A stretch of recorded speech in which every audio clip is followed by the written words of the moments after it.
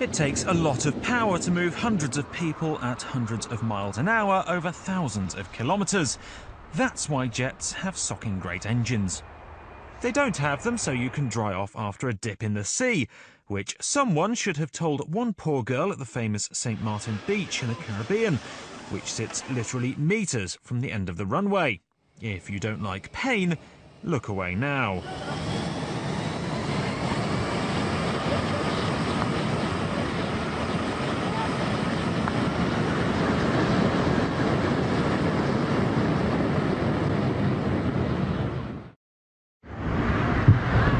Onlookers quickly rush to the girl's aid, but the lesson has already been learned.